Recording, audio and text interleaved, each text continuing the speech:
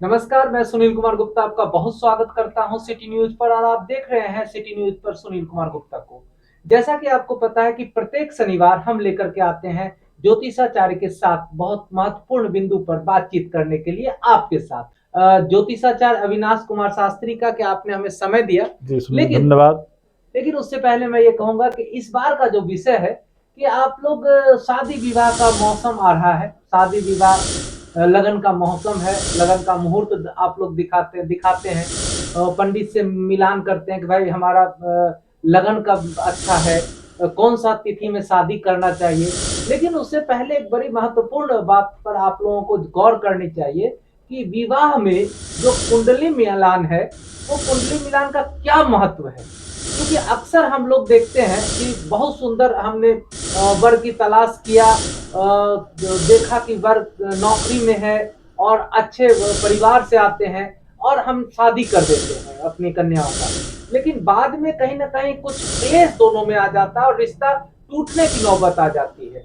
तो ऐसे में बहुत सारे जो लोग कहते हैं कि ज्योतिष का अगर सहारा लिया जाता, अगर इसका कुंडली मिलान पहले कर लिया जाता तो शायद यह दोष नहीं होता और यह विवाह का रिश्ता टूटने के कगार पर नहीं पहुंचता। ऐसे में ही एक सवाल यहाँ पर जन्म होता है कि विवाह में कुंडली मिलान का कितना महत्व है और साथ ही साथ विवाह में जो मांगलिक दोष है उसका क्या प्रभाव है।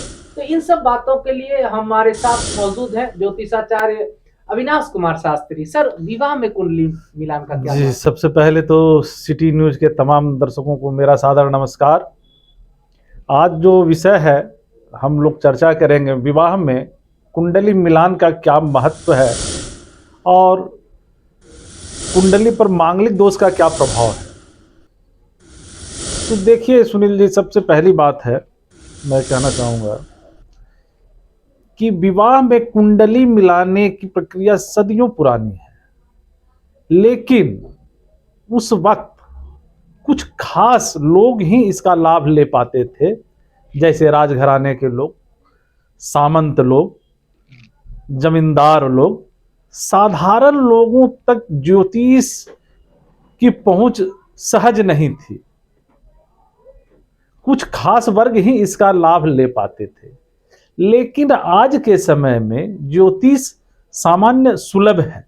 आज सामान्य लोग भी ज्योतिष का लाभ ले रहे हैं। रही बात क्या कि आज हम लोग जो चर्चा कर रहे थे कि कुंडली मिलाने की विवाह में, तो विवाह में जो है एक बात समझने की बात है कि इसमें दो प्राणियों का मिलन है और जीवन भर दोनों को साथ रहना है। तो एक दूसरे के साथ पूरा जब जीवन बिताना हो तो दोनों की वैचारिक समानताएं क्या होंगी, दोनों की व्यवहारिक समानताएं क्या होंगी, दोनों का भाग्य क्या होगा, इसी का मिलान किया जाता है ताकि दाम्पत्य जीवन में खुशी, समृद्धि और स्वास्थ्य बना रहे। इन तीनों का ही संतुलन कुंडली मिलान है।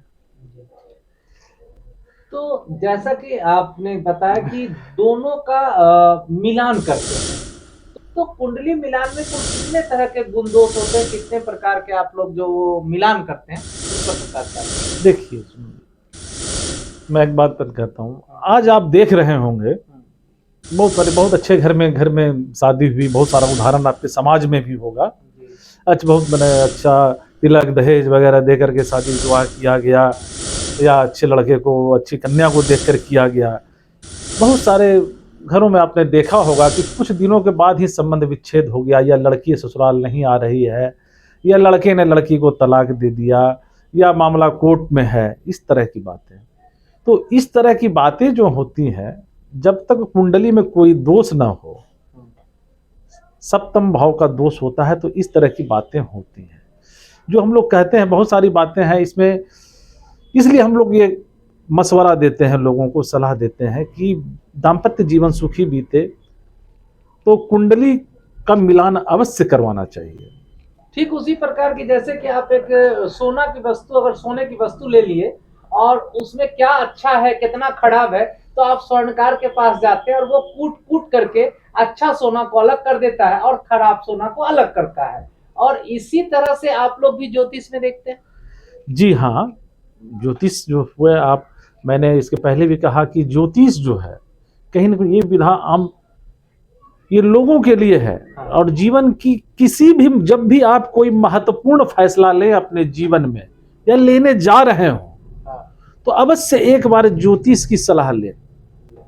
यह कहीं न कहीं आपको एक अच्छा मार्गदर्शन देगा। आप रिश्तेदार से पूछते हैं, अपने साथी मित्र से सलाह लेते हैं, लेकिन आध्यात्मिक दृष्टिकोण से और गृह दृष्टिकोण से, भाग्यिक दृष्टिकोण से आप एक बार ज्योतिष की सलाह अवश्य लें। एक अच्छा मार्गदर्शन आपको जरूर प्राप्त होगा। उसमें कितने तरह के गुण देखते हैं, क्या मिला? हाँ, अब देखिए, जहां तक मैं बात कर रहा था कुंडली मिलान की, तो मैं इसके पहले भी मैंने कहा था कि किसी भी ज्योतिष का लाभ अगर आप चाहते हैं कि आप अच्छी तरीके से ले, खास करके कुंडली मिलान में भी, तो कुंडली मिलाने के लिए वर और वधू, स्त्री और पुरुष दोनों की जन्म तिथि, जन्म का समय चाहिए होता है। इसमें विवाह के जो मानक हैं उसको अष्टकूट कहा जाता है। अष्टकूट वर और वधू दोनों का जो जन्म होता है, तो अष्टकूट का जो निर्धारण होता है वो जन्म के समय नक्षत्र क्या है और राशि क्या है, कन्या की या वर की, इस पर निर्धारित होता है। जैसा कि नाम से ही स्पष्ट है कि अष्टकूट यानी 8 चीजें हैं इसमें प्रमुख रूप से। अब 8 चीजें कौन सी हैं तो मैं बताता हूं। सबसे पहले आता है वर्ण, दूसरा आता है वस्य, तीसरा आता है योनि, चौथी है तारा, पांचवा है आपका ग्रह मैत्री, छठा है गण मैत्री, सातवां भकुट और आठवां नारी। अब जिस तरह से मैंने क्रमवश नाम लिया, जैसे आपने कहा कि पहले वर्ण, हाँ वर्ण, तो समझा जाए कि इन सबों को, इन 8 अष्टकूटों को 36 गुण प्राप्त होते हैं। इन के गुणों का जो योग होता है वो 36 होता है। आपने सुना भी होगा कि 36 गुण मिल गए, 36 के 36 गुण मिल गए कुंडली में। कि जैसे मैंने बोला वर्ण, तो अगर वर्ण मिल जाए तो 1 गुण प्राप्त होता है, वस्य मिले 2 गुण, इस तरह जैसे जैसे क्रम बढ़ता जाता है 8 गुण तक जाता है। सबसे अधिक नाड़ी को प्राप्त है अंक और सबसे कम वर्ण को। मैंने बताया था जैसे कि वर्ण, तो राशियों को 12 राशियों का 4 वर्ण होता है। अग्नि, ये मेष राशि जैसे अग्नि तत्व है, इसका वर्ण क्षत्रिय है। मेष राशि में जन्मे लोगों का जो वर्ण होता है वो क्षत्रिय होता है। तो जैसा ही नाम से स्पष्ट है, अगर किसी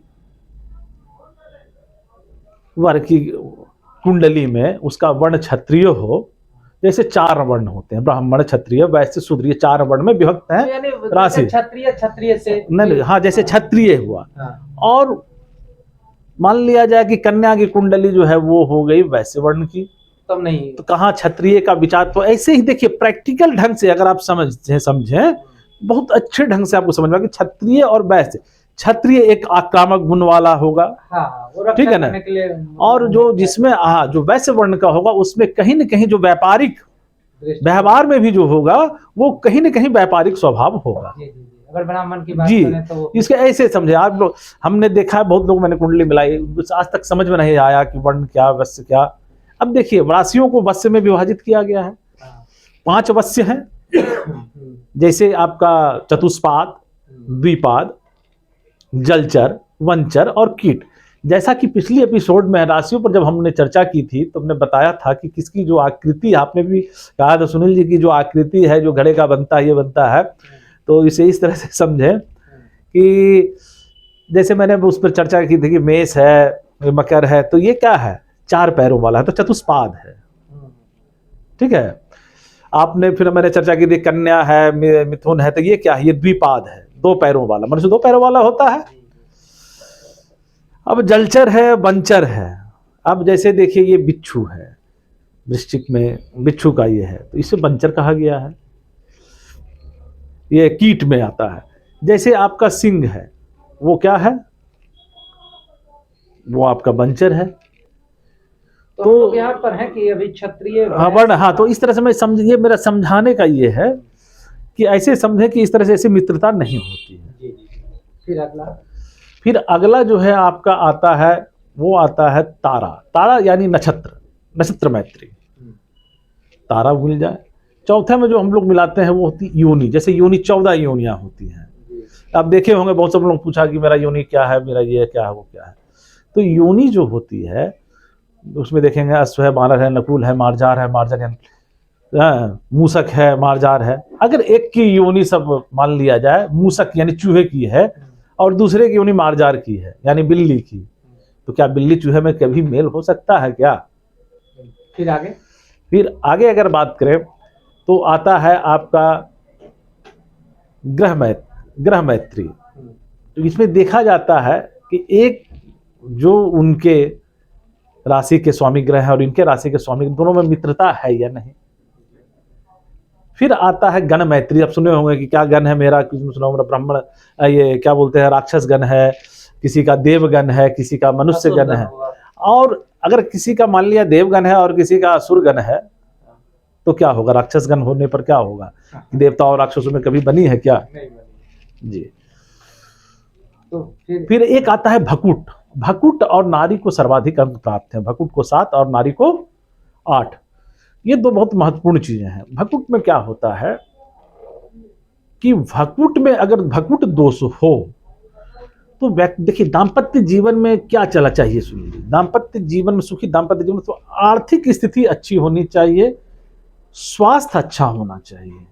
अगर भकुट दोष हो तो आर्थिक स्थिति और स्वास्थ्य की स्थिति, ये दोनों पर प्रभाव पड़ता है। और नारी दोष हो कुंडली में, जैसे कि नारी 3 नारियां होती हैं, आदि, मध्य और अनत्य, समान नाड़ी नहीं होनी चाहिए। ठीक उसी प्रकार जैसे देखिए नाड़ी, जैसे कि हमारे आयुर्वेद में भी कहा गया है कि वात, पित्त और कफ, ठीक है ना। तो इसी प्रकार ये नाड़ी हमारे मनीषियों ने जो शोध किया, तो जो शोध किया ठीक उसी प्रकार कुंडली में नारियों पे जो शोध किया, अगर समान नाड़ी वाले लोग हैं तो इनके संतान होने में तो पहले बाधा होने की संभावना है, अगर संतान होती भी है तो विकारग्रस्त होगी। तो अगर इन सबों का जो मैचिंग है, सभी गुण मिलाकर, कोई गुण मिला कोई नहीं मिला, हालांकि नारी दोष को बहुत प्रधानता दी गई है कि नारी ठीक है गुण मिल भी जाए लेकिन नारी दोष नहीं होना चाहिए। अच्छा, कुल कितने तरह के बताएं आप? 36। जी 36। 36 में आप लोग कितना गुण मिलना चाहिए? देखिए 36 अगर 100 का पूर्णांक होता है तो कम से कम 50% यानी 18 गुण मिलने चाहिए। लेकिन कुंडली मिलान में अगर 36 गुण का आप लोगों ने एक मानक तय किया है, मतलब ज्योतिष शास्त्र मानक तय किया है, तो उसमें 18 गुण कम से कम मिलना चाहिए। अगर इससे कम मिलता है तो फिर क्या हो? देखिए ये 50% है। मैं ये भी नहीं कह रहा हूँ कि 18 गुण, मैंने ऐसी भी कुंडलियां आई हैं जिसमें 27 गुण मिले, लेकिन मैंने विवाह से कहा कि यह विवाह होना उत्तम नहीं होगा। अच्छा। उसकी कुछ वजहें थी। अधिक से अधिक गुण मिलना चाहिए? नहीं, अधिक से अधिक नहीं। अगर गुण मिल भी जाए तो कुंडली में मंगल दोष का बहुत प्रभाव होता है। ये तो एक बड़ा मतलब आप ये कहे हैं कि शादी विवाह में एक सुनते हैं, जैसा ज्योतिष में भी आप लोग परामर्श देते हैं, कन्या में अगर मांगलिक दोष है, मंगली कन्या, मंगली बोला जाता है, मंगली है, और लड़का अगर मंगला है, तो ये मंगली और मंगला का क्या है इसमें? हाँ समझ, देखिए जन्म के समय अगर कुंडली के द्वादश भाव में पहले, चौथे, 7वें, 8वें या 12वें भाव में मंगल की उपस्थिति हो तो ये इसको कहते हैं मांगलिक दोष, कि कुंडल में मंगल का दोष है, कुंडली में मंगल का दोष है। यदि लड़के की कुंडली में मांगलिक दोष होता है तो इसे हम लोग मौलिया मंगल बोलते हैं, और लड़की की कुंडली में यदि मांगलिक दोष हो तो हम लोग इसे चुंडली मंगल दोष बोलते हैं। देखिए मंगल एक पाप ग्रह और यह लग्न में जब बैठता है तो पति स्थान या पत्नी स्थान को देखता है। चौथे भाव में बैठने पर भी यह पति स्थान या पत्नी स्थान को देखता है। 12वें में भी बैठने पर यह कहीं ना कहीं पति और पत्नी स्थान को देखता है। मैंने ये पति स्थान और पत्नी स्थान क्या हुआ? जी, ये लग्न कुंडली का 7वां भाव, ये वैवाहिक साझेदार की कुंडली को कहते हैं, वो उसका स्थान होता है, वही पति स्थान या पत्नी स्थान कहलाता है। पाप ग्रहों की दृष्टि यदि हो सप्तम स्थान पर या पाप भाव से या पाप ग्रहों के प्रभाव में हो तो जीवन साथी बीमार रह सकता है, जीवन साथी से जुदा होना पड़ सकता है या तलाक वगैरह की स्थिति आ सकती है। तो इसमें जो सबसे ज्यादा प्रभाव डालता है वो है मंगल।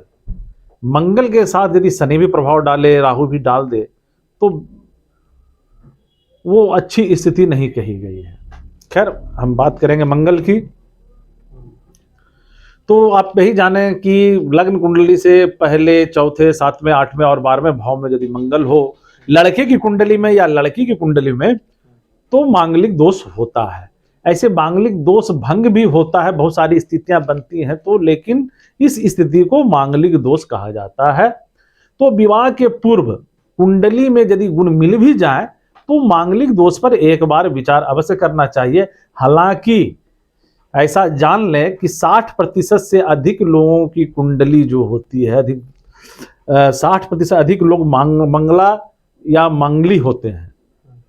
तो ये मंगल और मंगला और जो मांगलिक जो लड़कियां होती है मंगली, जैसा कि आपने बताया, तो क्या प्रभाव पड़ता है अगर ये दोनों पर? अच्छा, ये भी पता चलता है कि मंगली लड़की है तो लड़का ही नहीं मिल पा रहा है मंगला, तो ये इस पर क्या प्रभाव पड़ता है? अगर ये देखिए,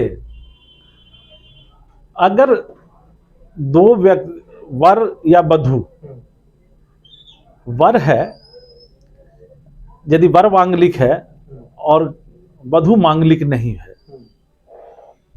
या वधू मांगलिक है वर मांगलिक नहीं है, तो इसमें जो है इसका मंगल दोष का परिहार एक उपाय है शास्त्रोक्त, जो ज्योतिष शास्त्र के अंतर्गत है, कि मांगलिक दोष का परिहार करवा लेना चाहिए। यह ठीक विवाह की तरह किसी शुभ मुहूर्त में एकांत में होना चाहिए इसका उपाय। इसका जो परिहार है, इसका जो सबसे अच्छा परिहार है वो है घट विवाह, जिसे कुंभ विवाह भी कहते हैं। इसमें कन्या या वर का विवाह घरे के साथ एकांत में कराया जाता है, जहां उनके माता पिता के अलावा और कोई ना हो। ठीक है। और रही बात है क्या कि एक परंपरा और है, केले के तने के साथ में भगवान भी विवाह कराया जाता है। ये दक्षिण भारत में ऐसी परंपरा है। अपने खाने में स्वाद और खुशबू का तड़का लगाना हुआ बहुत आसान। बाबा ब्रांड प्रीमियम हींग के साथ स्वाद का असली नवाब। खाना बनाए लाजवाब शुद्ध और जानदार खुशबू वाला बाबा ब्रांड प्रीमियम हींग, तो अब से बोरिंग खाना भी मजेदार बनेगा जब उसमें बाबा ब्रांड प्रीमियम हींग का तड़का लगेगा।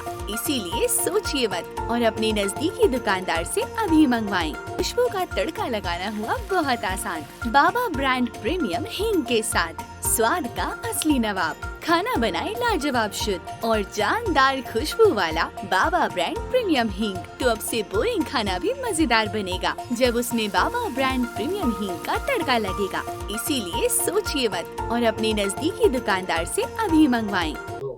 जी, तो ये मंगला और मंगली के बारे में आपने जैसा कि बताया कि इसका काट के लिए और इसके बेहतर के लिए, अगर लड़की में ये दोष है तो उसको दूर करने के लिए घट विवाह या फिर केले के तने के साथ आपने कहा कि एकांत में शादी का अगर करा दिया जाता है तो फिर ये कम हो पाएगा।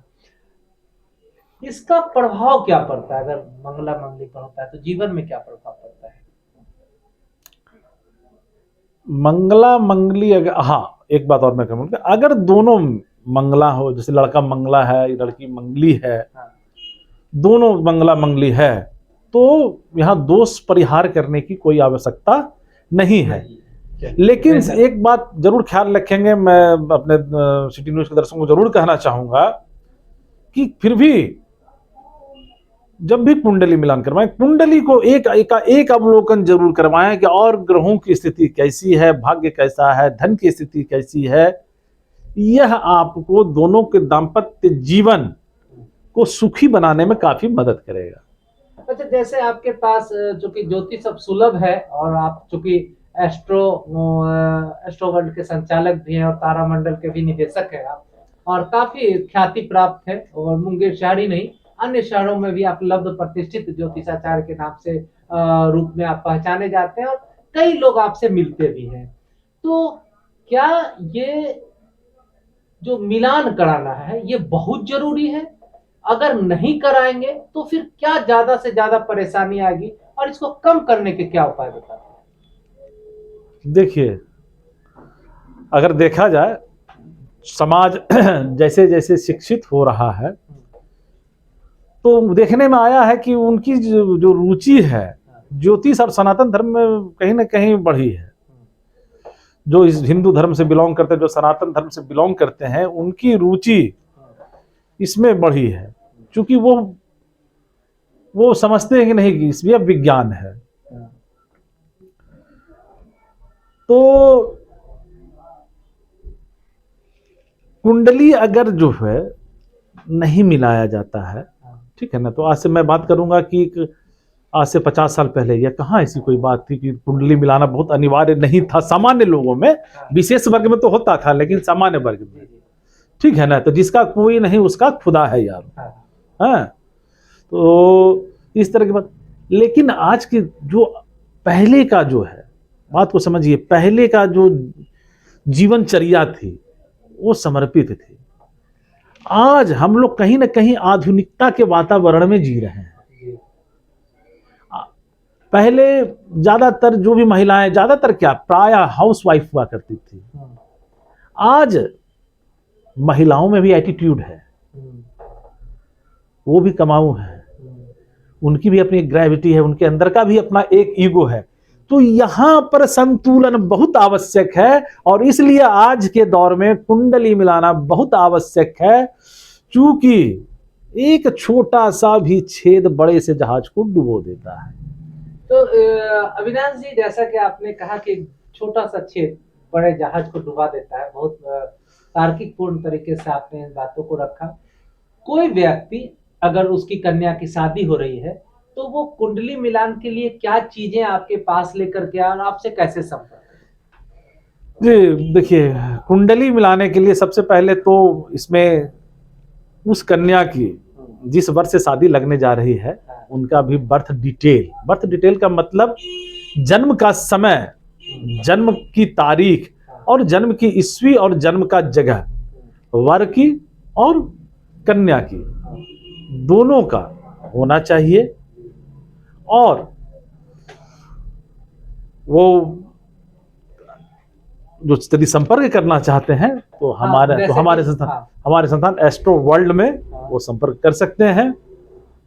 क्योंकि कई व्यूवर्स हमारे ये पूछते हैं कि जो ज्योतिषाचार्य आते हैं उनसे कैसे मिले, तो आपका कहाँ पर वो मिले, किस जगह है, और फिर आपसे संपर्क नंबर तो हमारे स्क्रीन के नीचे चल ही रहा है, तो उस नंबर पे आप डायरेक्ट देखिए, इनसे फेसबुक के माध्यम से भी जुड़ सकते हैं, और आप इनको यूट्यूब के माध्यम से भी जुड़ सकते हैं। और विशेष कैसे आपका कहाँ पर वो आए जो आपसे मिले? देखिए, सुबह 11 बजे से 3 बजे तक तारामंडल दलहट्टा में हमारा कार्यालय है। दूसरा कार्यालय जो है हमारा शाम 4 बजे से 8 बजे तक ये प्रताप मसाला वाले रोड में यादे कलर लैब के सामने एस्ट्रो वर्ल्ड संस्थान में आ सकते हैं। धन्यवाद। ये थे ज्योतिषाचार्य अविनाश कुमार शास्त्री, और इन्होंने आज के एपिसोड में बहुत ही महत्वपूर्ण तरीके से अपनी बातों को रखा कि अगर विवाह के मौसम में लड़का और लड़की का निश्चित रूप से मिलान होना चाहिए। जी, एक बात मैं अपने दर्शकों को भी कहना चाहूंगा, जरूर कहना चाहूंगा कि कुंडली मिलान को सिर्फ विवाह के हेतु ही मत समझिए। ये कुंडली मिलान वैचारिक मिलान है। ये विचार का मिलान दिखता है, क्योंकि आप उन्हें रहना है साथ में। इस मिलान का लाभ आप अन्य चीजों में भी ले सकते हैं जो पहले भी लोग लिया करते थे। आज मैं बता दूं, बड़े बड़े व्यवसायी लोग, उद्योगपति लोग, यार ऐसे भी जो समझदार लोग हैं जो अपना बिजनेस, व्यापारिक साझेदार अपने साथ में रखते हैं, अपने सहयोगी को रखते हैं, और जो ज्योतिष को मानते हैं, तो अपनी कुंडली मैच करवाते हैं एक दूसरे से, देखते हैं कि गुण व्यवहार मिल रहा है कि नहीं। ये इसका लाभ इस पर्पज से भी लेते हैं। कुंडली मिलाना सिर्फ विवाह के पर्पज से ही नहीं है। जीवन में जो लोग आपके नजदीक हैं, या जो लोग आपसे व्यवसाय से जुड़े हैं, या जो लोग आप साझेदार हैं, आपके नजदीक रहने वाले लोग हैं, तो अपनी कुंडली इनसे मैच करवा करके उनसे आपका कैसा निभने वाला है ये भी पता चल जाएगा।